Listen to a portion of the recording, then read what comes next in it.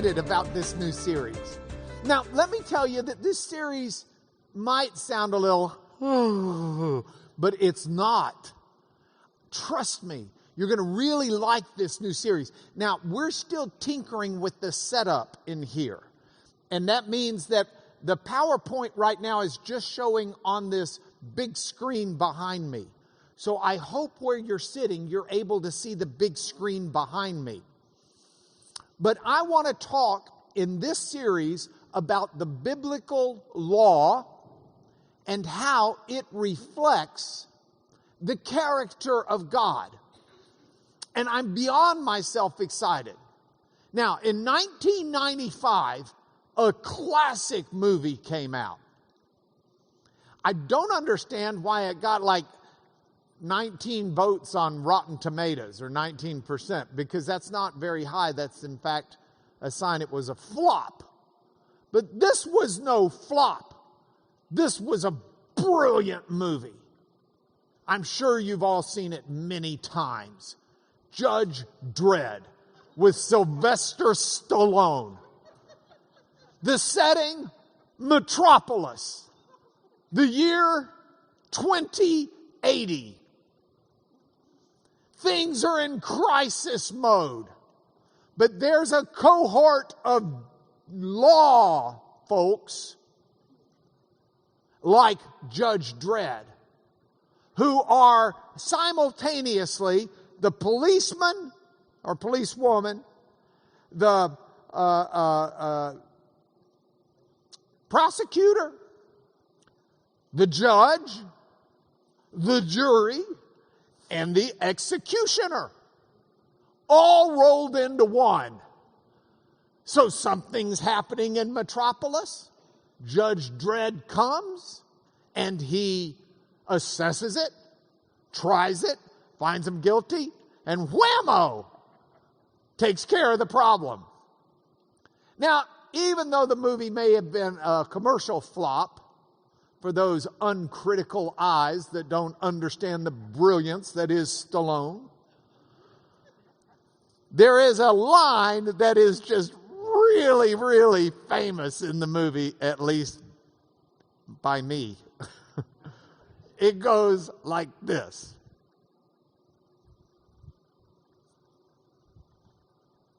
Okay, hold on.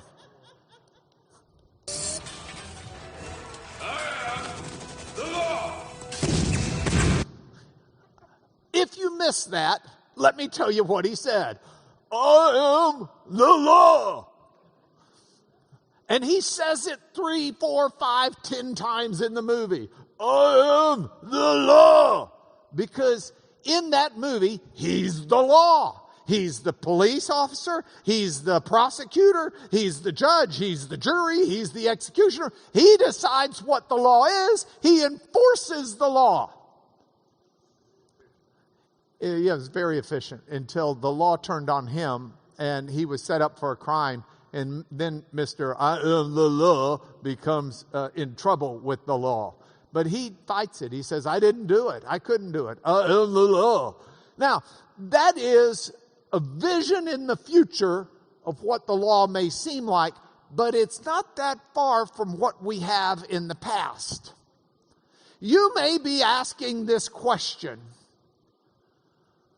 What is it that makes law law?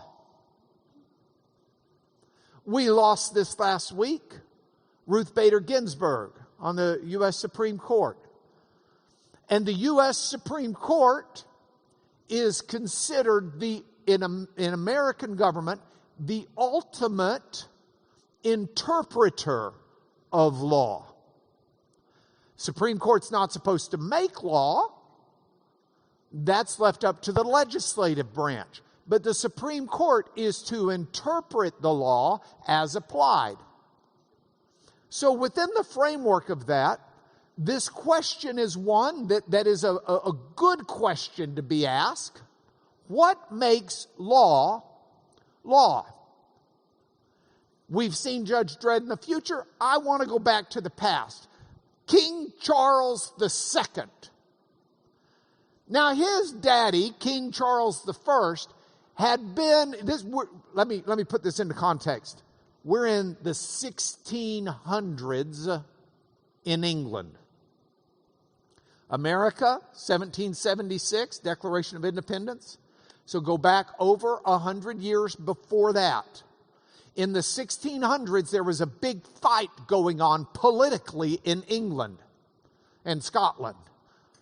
The big fight was one that included what the limits were of the king's legal authority.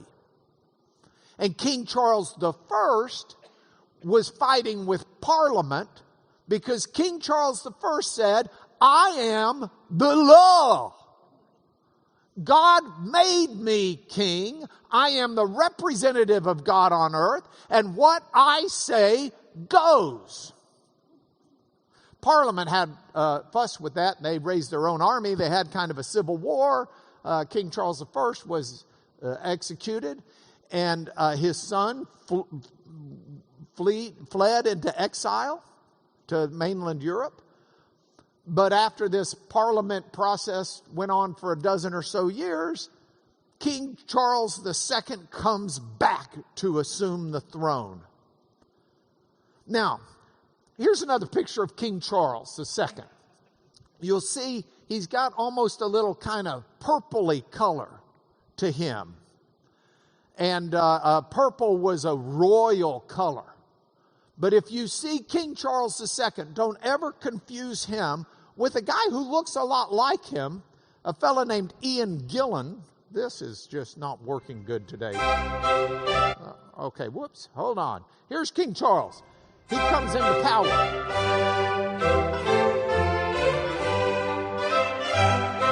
But should not be confused with Ian Gillan, who kind of looks like him, but he's not dressed in purple. He is rather the lead singer for Deep Purple. And they look alike, but they are not the same, and so you should never confuse them for being the same. Because, anyway, I'm sorry. I got carried away doing the PowerPoint. King Charles II, the original purple monarch. Seriously, doesn't he kind of look like Ian Gillan? I mean, is that just me? And Ian Gillan's British. I bet they're basically descended. The position of King Charles II was represented by this Latin phrase, rex lex. Rex is the Latin word for king. Regal comes from that same idea. Rex, king. Lex is the Latin word for law. Rex lex meant the king is the law. I am the law. It's the Judge Dredd rule. So this was what King Charles II was telling everyone. He's the king. So he's been appointed by God. He's God's representative. Paul says nobody has authority in the government unless God gives it to him. Ergo, you must follow the dictates of King Charles II. He is the law. Now the problem is, back when his daddy was asserting the same thing, there was a Scottish Presbyterian minister named Samuel Rutherford who wrote a book against this concept. This book that he wrote was entitled The Law and the Prince, but he took Rex Lex and reversed it. He made it Lex Rex, which doesn't mean the king is the law. It means the law is the king. He was writing against this Well, I don't have it on the title there. It was Sacrosancto Regum Majestar, which means basically the sacred and royal prerogative of Christian kings. It was a treatise that had been written by a king supporter, said the king is the law, and against that, Rutherford writes this book that says, no, the law is the king. Now, here's the problem. That was considered treason. The book was ordered to be burned. He was going to get executed, but for the fact he died before that. Yeah. Miss Carolyn clapping for him dying. That's good, Miss Carolyn. He died. Yeah, put your mask back on. He died before. But your mask does go with your pretty dress. It's nice and blue. He died before that, before they could execute him. And they tried to burn the book, but the book had been written about 20 years before. The cat's already out of the bag. John Locke, when he starts doing his government work and writing on what government's going to be, everybody grabbed hold of this idea that the king is not above the law. The law is above the king. The king can't just willy-nilly walk around judge dreading it. I am the law. No, you're not. You're under the law. And the law is the king. So this should raise another question in our minds. What exactly is law? If the law is over the king, what is that? Webster's Dictionary says the following. It says, the law is a binding custom or practice of a community, a rule of conduct or action prescribed or formally recognized as binding or enforced by a controlling authority. Now, if you were to go to law school today, we in law schools in America put the law into certain buckets. So there's criminal law. That is, if you rob a store and you get caught and you get found guilty, you're going to jail. Those are crimes. Those are laws that say if you break this, the state will prosecute you and the state will punish you. Then there's another bucket called civil law. This is all sorts of things. This is if you're driving and you blow through a red light and you hit another car, you have to pay for the damages, assuming you're found negligent. This is if you breach a contract, you can be held responsible for the damages if the contract's enforceable. There's this whole world of civil law. There's a bucket that we call immigration law. That is, how do you come into this country legally? Or when you get into this country, how do the rules apply to you? How do you apply for citizenship? How do you apply for a visa? How do you apply for a work visa? How long are you allowed to stay here? When, if ever, do you get to vote? How do you pay your Social Security? What happens to the immigrant? Can the kids be sent back without the parents, with the parents? Immigration law. There's another bucket called family law. What does it mean to get married? Can you have a same-sex marriage or an opposite sex? Must it be an opposite-sex marriage? What does it mean to be divorced? How do you get divorced? What happens to the property? What about children? Who gets custody? Who doesn't get custody? Can you take custody away from parents who are married? And the state take custody? These are issues of family law. There's law on trusts and estates. What happens to your property when you die?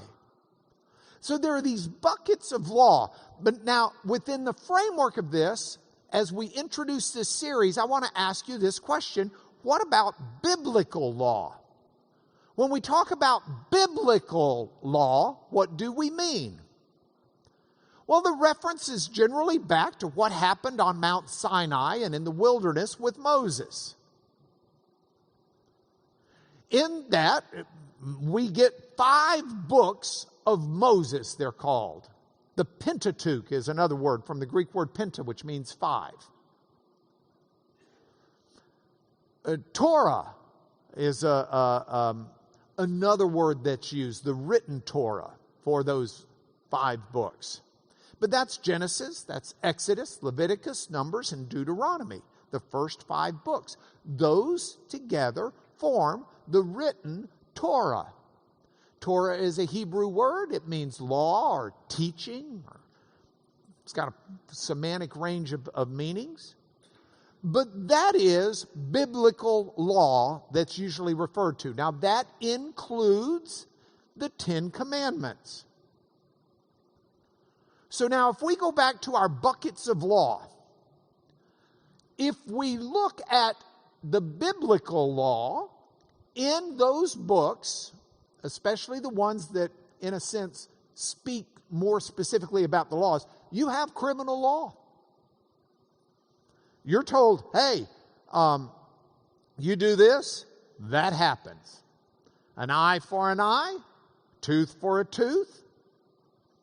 You're told within the criminal law framework, if you go and take another man's wife and have sexual relations with her, you're going down. And so is she. You know, there are criminal laws in there. There are also civil laws. Whoops, hold on. Civil laws. If you've got an ox and it gores someone because you let them out pell-mell, you could be in trouble. You could be held to pay damages. If you know your ox has a propensity to gore people, say, yeah, our ox is gored before. Then you not only get to be held liable for damages, you can be held liable for punitive damages. Immigration law, how you treat strangers that come into Israel. There's a whole set of laws on that. Family law, how you divorce, when you can divorce, there's a set of laws for that. There's another bucket that we don't have in our legal code so much, but it's a bucket for Israel, and that's a bucket of ceremonial law. How you worship at the temple or the tabernacle initially. We looked at some of those laws over the last series that I was doing from before we got back into this venue. But here's the key. If law is a rule of conduct or action prescribed as binding or enforced by a controlling authority, we err if we think that's all biblical law is. Biblical law is more than a rule of conduct or action that's prescribed as binding and enforced by a controlling authority. Biblical law is more than that. Our problem is we often think that's all biblical law is because that's what our law is. That's what law is in almost any culture. It's just, okay, we're going to agree, these are the rules, these are binding, and they are binding on everyone. But biblical law has a trait, bad pun, a genesis that is so much more than that. Biblical law is that plus more. Let me explain. We're going to need a new remote control at some point, if y'all help me remember. In biblical law, what we got at Sinai, the books of Moses, the Torah, in biblical law, God was actually revealing Himself. God is a moral, an ethical being. He made us in His image, hence we are moral and ethical beings. There is right and there is wrong. God has an ethic. And in the law, God said, okay, here you are, late Bronze Age in the Middle East. If I, God, were to step into that culture, in that place, in that space and time, here is how my character and nature would manifest itself among imperfect people. Here's how my ethics would function and be among imperfect people. And then the instruction is, you need to be like that. The law wasn't an arbitrary list. Now, here's the deal. I want y'all to be thinking about this because we're going to really have fun digging into it. I want you to be thinking about things like, okay, well, why does the law have these wacko things? Like, you can't wear clothes that are mixtures of two different kinds of fibers. I can't have wool and cotton in this suit coat or sports jacket. My socks can't be polyester and I don't know any more fabrics. Cotton. There. I mean, God gives this law and you think, well, that's wackadoodle. How about this one? You can't put an ox and a donkey under the same yoke to plow a field. How about this one? You can't cook baby goat meat, in the milk of that baby goat's mother. You can do it of another goat milk, just not that kid's mother's milk. I mean, what? So I want you thinking, I can't wait to see how this reflects upon the character of God and God's moral nature. We'll get there. I want you thinking about, well, what about those goofy laws that seem to change at the time of Jesus? You know, Old Testament, don't eat pig, don't eat pork. That's in the biblical law. And yet, Jesus says all of the foods are clean. Peter has that vision in Acts 10.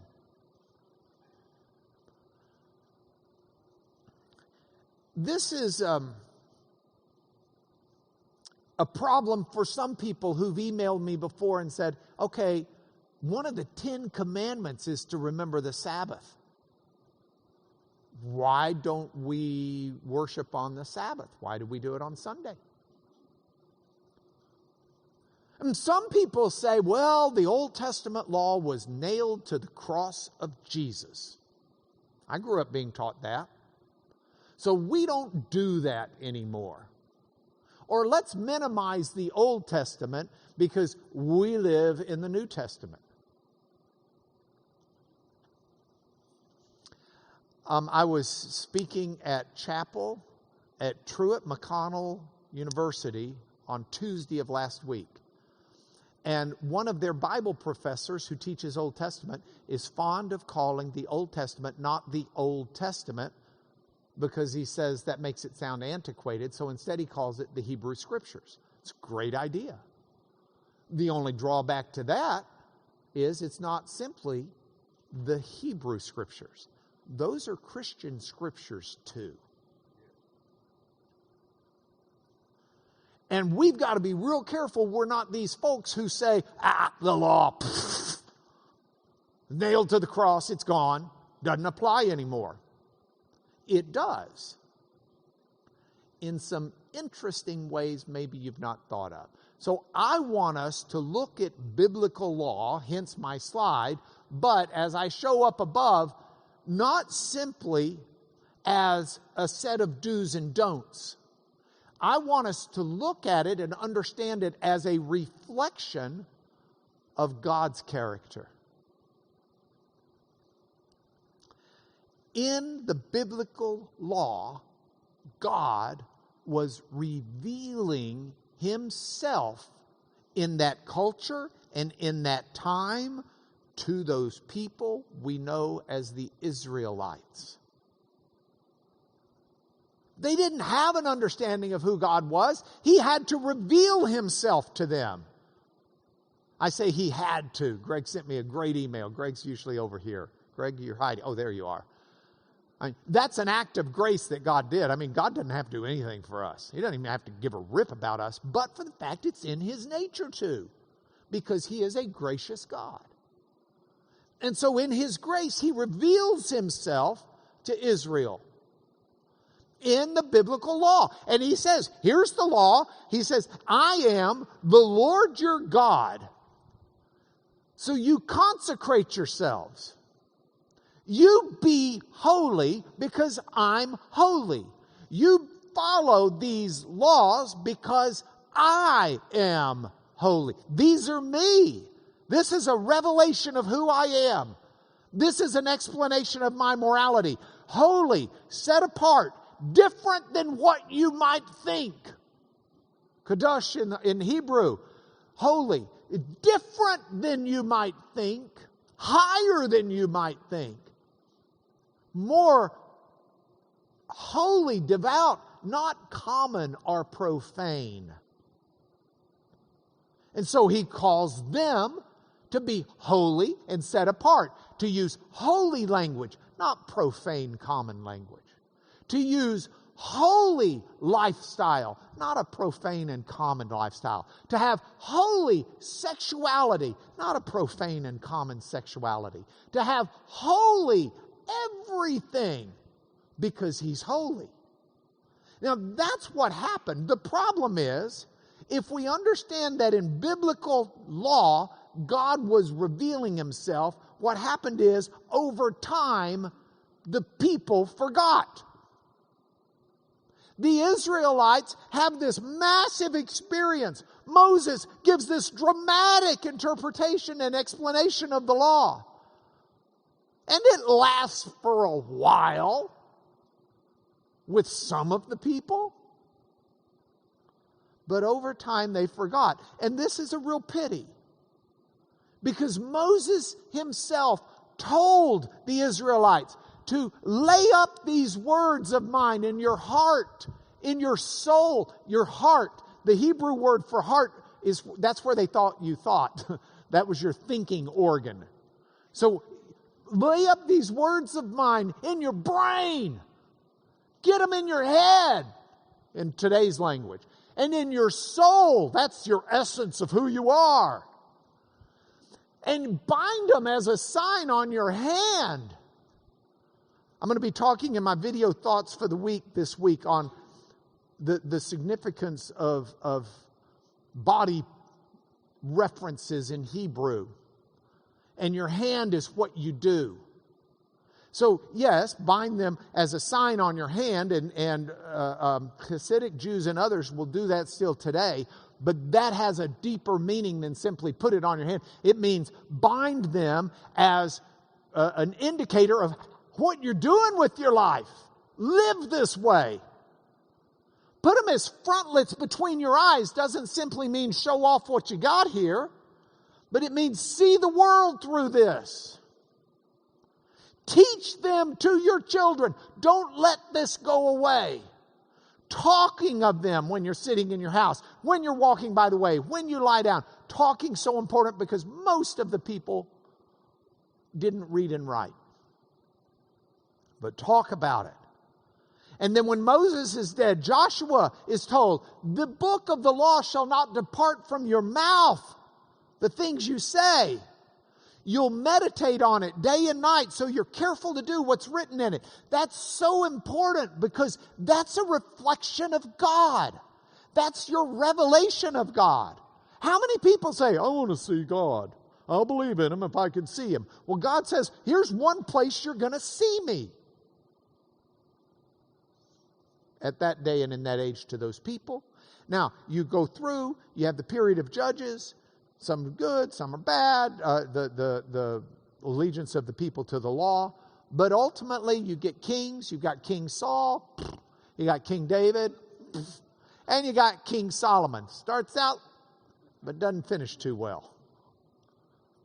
But in the fourth year of King Solomon's reign over Israel, he begins to build the temple of the Lord. And the temple takes the place of the tabernacle. And it's got all of these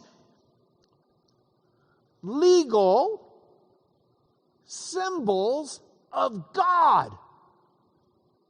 I spent multiple weeks this summer talking about those with you, that you see here in the Ark of the Covenant and in the mercy seat that overlays it. You see rich representations of who God is. And that's there in the temple. But over time, the people forget the law. Now here's the key. If the law was a revelation of God, and the people forget the law, how good is their picture of God? And so idolatry comes in. After all, they forgot the law that said, don't let idolatry in. So then they just, we'll add another god. Hey, this Asherah, she looks pretty cool. We need like a goddess. Ooh, we've learned about this new god that's out there, Molech. Let's worship him. And by the time you get to Solomon's great-grandson Josiah, I think there are 12 of them, the law is so far from being anything anybody remembered or thought of. You've got idols in the temple. The whole temple worship's not even noticeable. And along comes Josiah, and under the reign of Josiah, they start renovating the temple, Solomon's temple. And you can just see them kind of knocking down a wall here and oh my, look, here's a bunch of rusty old sephers, scrolls. Look at this. Here's a rusty old scroll. And they take the rusty, not a rusty scroll. They're made out of parchment. It doesn't really rust. An old scroll. And they start reading it. And Hilkiah, the high priest, calls in Shaphan, who's come to make a payment to help get some money to pay the workers on the temple redo. And Hilkiah says, man, we got this. Look at this scroll, man. And Shaphan, the king's secretary, starts reading it. And it's the law of Moses. They found the Torah. And oh, by the way, when you start reading it and you see who God really is, you realize how far you've strayed. So they start destroying all the idols. They purify the temple. They destroy the idols who are out and away from the temple. They get rid of the priests for those idols. I mean, they had male prostitutes at the time in the name of God and worshiping. They get rid of that. And they clean things up. And they celebrate the Passover. They hadn't even heard of a Passover. And that lasts until Josiah dies, and then his son steps in and just goes right back to all the old stuff. And the Babylonians come in, Nebuchadnezzar, and they annihilate Jerusalem. They destroy the temple, and they cart the people off into exile. Now, here's the funny part. It is while in exile in Babylon for nearly 100 years that the people finally began to care about the law again. Because that law that had been found by the king who was a pathetic king's father said, if you don't follow this stuff and you don't do this stuff, someone's going to come over and take you out. And you've got prophets like Jeremiah who are prophesying, you've strayed from the law. God's going to take you out. And God sent prophet after prophet saying, you've strayed from the law. So now they're taken out. They're in Babylon. They're in captivity. And they finally start to care about the law. They finally start to say, we need to pay attention. Now, they're starting to read the law and care about the law. Some of the law is ceremony, how you worship God in the temple or tabernacle. They can't even do that. They don't have one anymore. The temple's gone. Laws on how to sacrifice. They don't have an ability to sacrifice. It's gone. But they're still finally paying attention. In fact, if you take laws like this, Exodus 20, remember the Sabbath day to keep it holy. 6 days you'll labor and do all your work, but the seventh day is a Sabbath to the Lord your God. On it you'll not do work. They start concentrating and trying to figure that stuff out. And you've got all of these rabbis and lawyers who are working on it who say, okay, there are 39 different kinds of work. Let's define all 39 different kinds. And they start talking about an oral Torah that they believe God had given through Moses. But they start interpreting all of this kind of law stuff in exacting detail because they've been promised to be restored to the land, and this time they don't want to fail. So they get restored to the land. They rebuild a temple. It takes a long time. By the time of Jesus, it's Herod's temple because of all of the work he did. But at this point in time, the temple is no longer the central place.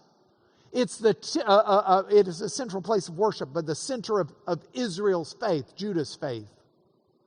The Jewish faith is centered not simply in the temple, but it's also centered in the law.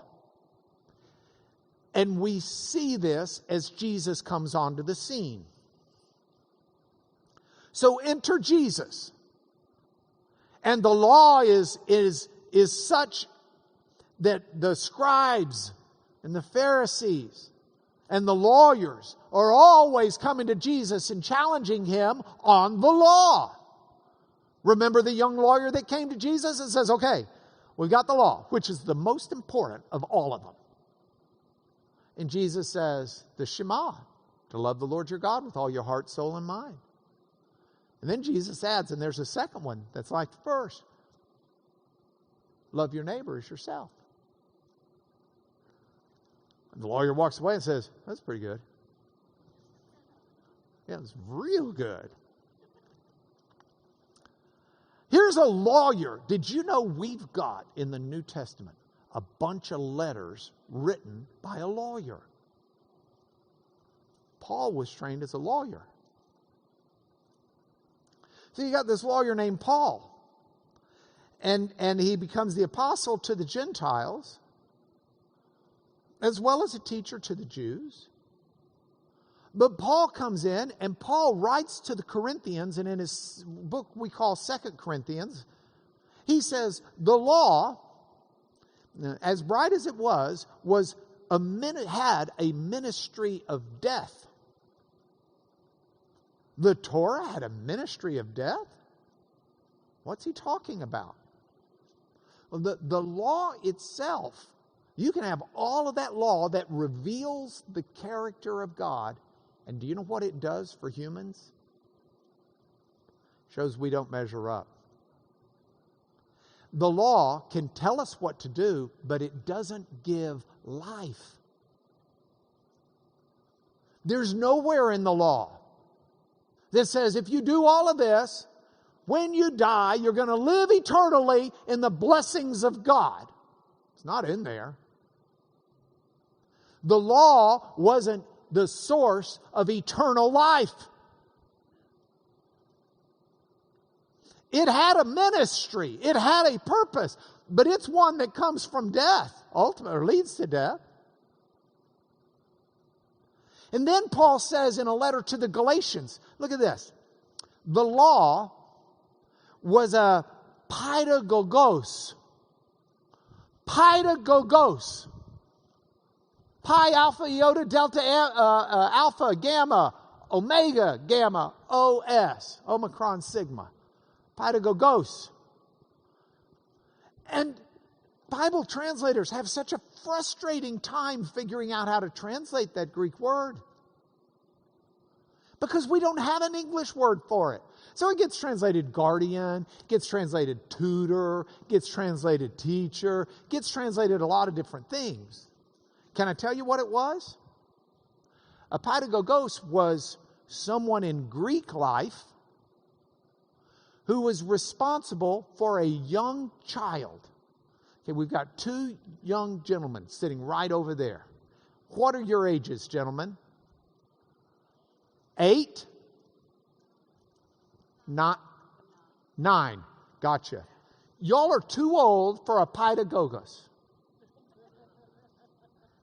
You are, I'm sorry. But if you were younger, the paidagogos was in charge of teaching young people their manners, how to behave, how to conduct themselves. And then, once the child was old enough to go to school, the paidagogos wasn't so much in charge of teaching the child their manners. The child hopefully has already learned them.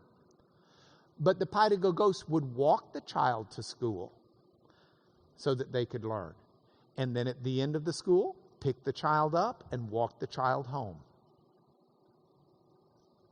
So how do you translate that? You know, I was reading some Philo recently. Philo was a contemporary of Paul's, and Philo lived in Alexandria, Egypt. And he's writing about what had happened at a time where the Roman emperor had died and a new emperor was in its place, and the new emperor was one that Flaccus, who was in charge of Alexandria of Egypt, didn't get along with. And Flaccus figures he's going to die. And in it, you read this passage. Let's see. Oh, I've got to do this myself now. Or I get to do this myself. All right, let's get this up here and see if we can get this right. So he's talking about this, and he says the following. Whenever Gaius caught sight of him at a distance, and he's talking about the fellow who Gaius wants to kill because he just doesn't like him. This guy, this guy's name was Macro, and Macro had kind of babysat Gaius and kept Gaius in the Roman emperor's good graces until the Roman emperor died, and then Gaius takes over. And now Gaius doesn't care too much for the fellow who worked for the previous emperor. Whenever Gaius caught sight of this fellow at a distance, he would talk in this way to his companions. He'd say, "Let us not smile, let us look downcast, for here comes the monitor. Here comes the stickler for straight speaking. Here comes he who's begun to take charge as tutor of a grown man and emperor at this very time, which has dismissed and set aside those who tutored him from his earlier years." That word tutor, paidagogos. In other words, you have a tutor for a while, but then you grow up. You don't need him anymore. You've learned your manners. You know how you behave. And you don't need someone to walk you to school. And so that was his way of saying, let's kill that guy. We don't need him anymore. And he still acts like he's responsible for us. The law was the paidagogos, Paul says, to lead us to Christ. Now, how? Let's look at this for just a moment. How does the law do this? Oops, I got to go back. Oh, I'm so cool. Now I get to do this myself. I get to mess up instead of everybody. They bought me this because they were tired of me saying, "Can y'all switch me back?" And now I have to do it myself, so I'll just say it to myself. So how is the law a paidagogos to lead us to Christ? In 2 ways. First of all, I've already referenced. It shows we can't measure up. It says this is the way God wants you to behave. This is the way God would behave. Here's the law. By the way, we will deal with why Jesus seems to change some of the law. And I say seems because he doesn't if you understand what the law really is. But we can't measure up. None of us are going to do it. And so in that sense, it should make us cry out, "Lord, who will save me?" Because I can't measure up. I'm not good enough. I don't treat my neighbor the way I treat myself.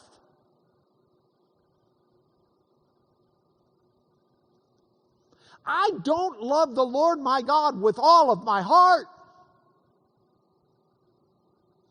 I don't love Him with all of my mind. I got places He's not very welcome.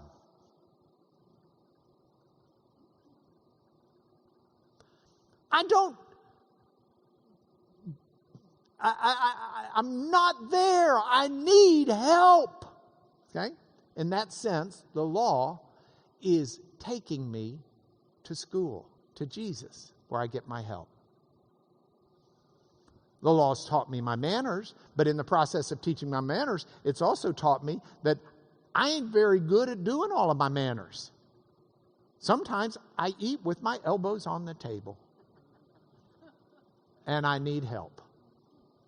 But there's a second, very critical and often overlooked understanding of how the law is a pedagogos for us.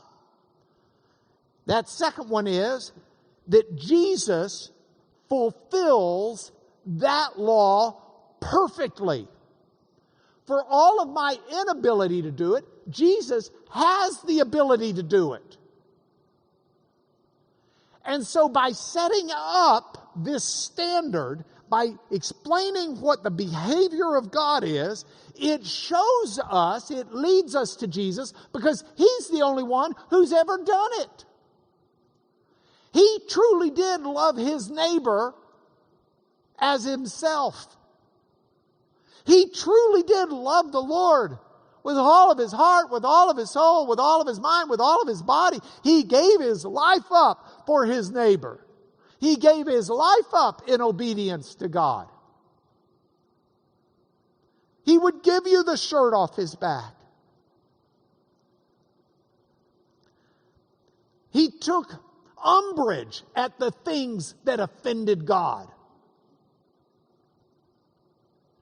So as Jesus fulfills the law perfectly, we have passages like Paul saying in 2 Corinthians 5:21, Jesus knew no sin. Why? He was God. If the law is an expression of how God would behave in human form in that culture, in that time, and in that day, then Jesus, who is God in human form, in that culture, in that time, and in that day, truly does live without sin. He lives perfectly. He is the perfect example of how God would behave in that time and in that place and in that way. And Hebrews says, Jesus as a high priest who in every respect has been tempted as we are, yet without sin. And the people come up to Jesus and they say, hey, Jesus, are you trying to be a rule breaker? And Jesus says, don't think I've come to abolish the law or the prophets. I haven't come to abolish them. And I'm focusing on law here, so I'm going to say law. I haven't come to abolish the law. I mean, how do you abolish an expression of God's morality? You don't. He says, until heaven and earth pass away, not an iota, not a dot will pass from the law until all is accomplished. If you see law as something more than a written code, if you see it as an expression of God and His morality and His ethics and His behavior, it's not going to change. Now, how we understand it in our culture and in our day will modify appropriately. But God's character, His morality, His ethos, Jesus didn't come to change that. He came to fulfill it. He came to show it. So in this sense, we've got two different ways to see God.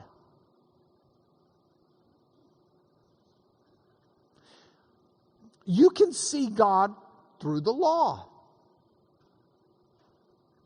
And that's what I want us to do. In this series, we're going to study the law And we're going to see what the law tells us about God and His character and His morality and His nature. And we will grow in our understanding of God, and it will affect who we are, because we'll see more of God. You can't see more of God and not be a changed person.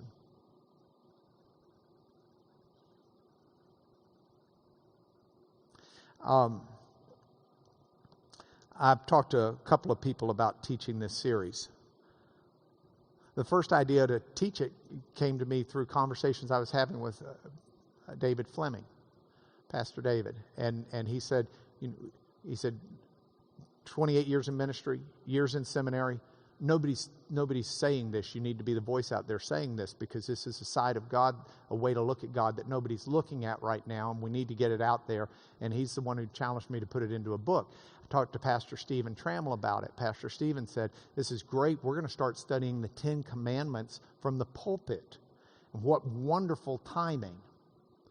Because you can take it and dig even deeper. And we will look at the 10 Commandments, but we're not simply looking at those. I want to address the goofy laws, if I can be so bold as to call them that, without meaning any disrespect. I want to look at laws that seem to have changed with Jesus. I want to answer the questions of why we worship on a Sunday morning. I want us to look at that. So next week, my goal is for us to in part, compare the law that God gave Israel to other legal codes of the nations that surrounded Israel back then. So we can understand culturally what God was saying. And I think that's going to be very important, because I will dare say, two ways to see God, not only by looking at the law, but when we look at the law in this sense, we'll see God and we'll also see Jesus, because Jesus is God. So I want us to see God better. I want us to see Jesus better. But we know, as we look at the law and understand Jesus, Jesus is the ultimate final word. He's the best example we'll ever have of what the law is, because He fulfilled it. So I ask you to join me as we run out of time here.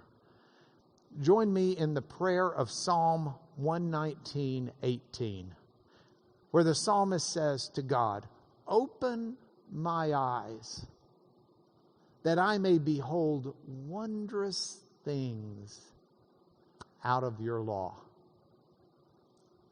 What a marvelous prayer. I want to bless you, and then church starts in 15 minutes, so we got to go. Lord, in the name of Jesus, I ask your blessing upon us in this class, both here in the building and throughout the extension of the internet ministry. Open our eyes, Lord, that we may see the wonders of your law, and in that way, the wonders of you. In Jesus, amen. See you guys next Sunday. Thank you for being here.